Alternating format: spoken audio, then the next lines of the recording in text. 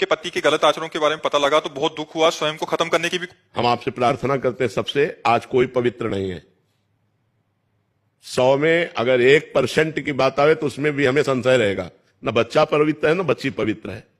ईमानदारी से सुन लो, अगर तुम्हें अपने पति की गलती समझ में आई तो लौट के अपनी गलती देख लो। वृंदावन में बैठी हो, आप ऐसा नहीं कह सकती कि मेरे द्वारा गलती नहीं हुई, कोई भी नहीं कह सकता। इसलिए मुझे लगता है समस्या को सुलझाओ। हाँ, अगर गलती एक दूसरे की समझ में आ जाए तो आगे से गलती ना करो और संशय मत करो, प्यार बढ़ाओ।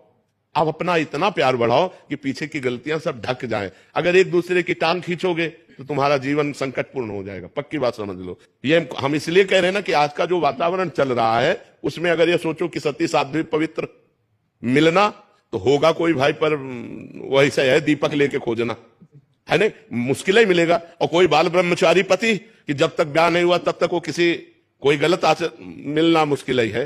छोटे छोटे बच्चे हैं 12-13 वर्ष के, वास्तव में उनके शिकार हो गए।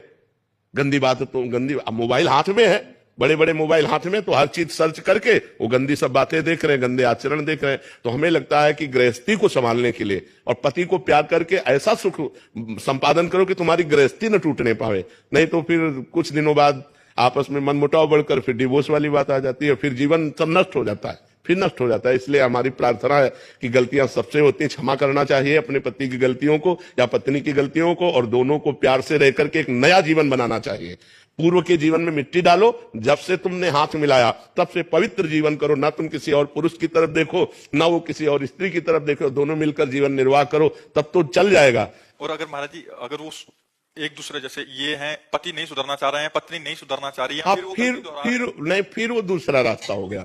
अगर नहीं सुधारना चाहते तो पहले सुधारने की चेष्टा करनी चाहिए, उसको प्यार देना चाहिए, फिर भी नहीं सुधर रहा है तो फिर रास्ता दूसरा हो जाता है। फिर तो जो मान लो जब तुम्हारी रति ही नहीं है हमारे प्रति और तुम्हारा दूसरा ही मार्ग है तो फिर संबंध विच्छेद करके अपने जीवन की नई धारा चलानी चाहिए। अगर नहीं सुधरना चाहता, लेकिन अगर पीछे किया है और सुधर के चल रहा है तो अब तो सपोर्ट करना चाहिए और पूरा सपोर्ट करना चाहिए। किसी भी तरह उसको याद भी न दिलानी चाहिए कि आप गलत थे।